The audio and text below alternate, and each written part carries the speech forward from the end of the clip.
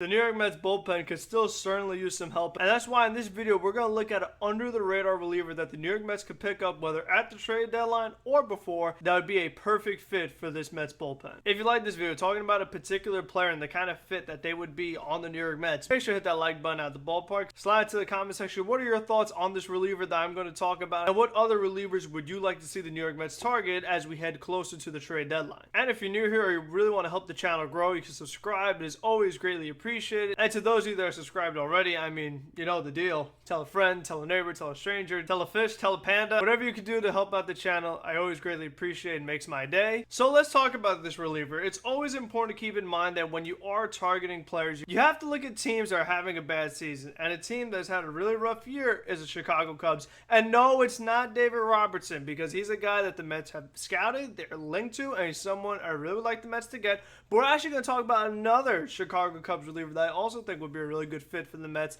and that is right-handed pitcher Chris Martin. Now, Chris Martin might be a name that's familiar too, as he spent 3 years with the Atlanta Braves, and for his career, he's always been a very solid relief pitcher. Not a dominant guy, not a top-tier closer in the back end of the bullpen, but just another solid reliever that you could go to in any situation, and that's exactly what this New York Mets bullpen could use right now. Chris Martin on the year has a 3.42 ERA, but he does have a 2.76 FIP, which shows that, you know, there is a bit of unluckiness going on there, and his expected ERA is 3.12, and then his SIERA, which is even further look at earned run average, is 2.13, which is a really solid number. So you know that what Chris Martin is doing is sustainable, and like I said earlier, when you look at his career, how long he's been a good reliever, he definitely is someone you could trust. Now, the best thing about Chris Martin throughout his entire career has been his ability to limit walks, and this year is no different. As of the batters that Chris Martin has faced, he's only walked 3.7%, where the MLB average is 10%.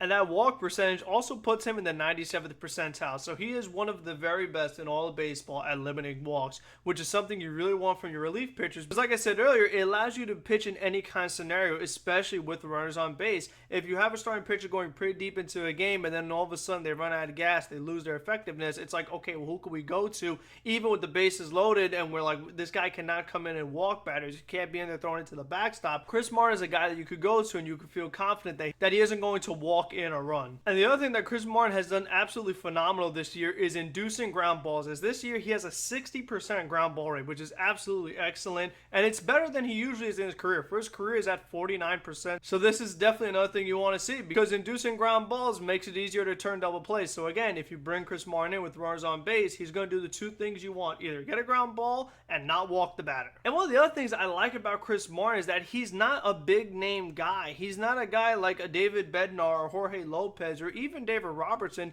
that's going to have a pretty big market, that's going to have every contender trying to get him, and it's going to cost a crazy asking price just to get a relief pitcher. Chris Martin is somebody that no one's talking about. We haven't seen any reports about him, which should mean that he is not going to cost very much in a trade package. And with how bad the Cubs have been this season, and with him being 36 years old, you have to imagine that the Cubs are going to be willing to move him for young pieces. We saw the Cubs have that huge fire sale last year, and this year it's probably not going to be as drastic. Another good thing is that his salary for this year is only $2.5 million. So if you add him, it's not going to do anything crazy to your cap, and he's actually arbitration eligible next year, so he's not a free agent until 2024. So if you acquire him and he has a good year, arbitration, I don't think his salary would increase all that much, and you can have him for another year, because as we've said a million times on Mets Weekly and on this channel, the Mets have a bunch of expiring free agents in the bullpen, so you would like to have at least one more arm that you know you can count on for next season. Another thing that's interesting is that Martin has reverse splits. Even though he's a right-handed pitcher, he has done better against left-handed batters this year,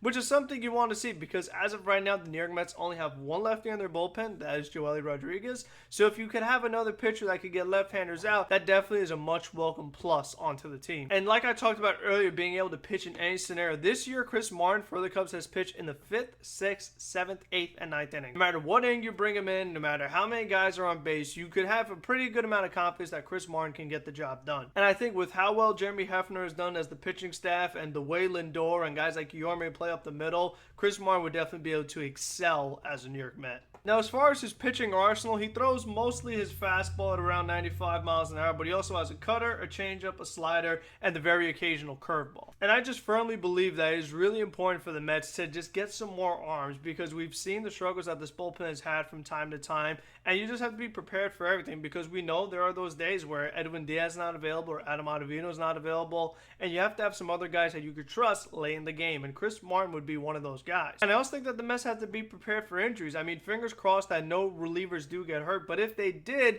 it's like, okay, well, who are the Mets going to turn to now? I think that's something really important to think about. Yes, you could go to Adonis Medina or Steven Nagosic, and they've pitched well this year, but you would have more confidence in a guy who's done it year after year and has more major league experience in somebody like Martin. So again, let me know what you think about Chris Martin and the potential fit that he'd be on the Mets, and what other relievers you would like to see the New York Mets target. And make sure you subscribe to the Mets Weekly Empire Sports Media channel for your daily Mets content. Mets Weekly every Thursday. We just did one, and check that out. I will leave it in the description, and make sure to check out Empire Sports Media as well for all your New York sports needs. But until the next one, be safe, be smart, be healthy. Let's go Mets. Go get Chris Martin.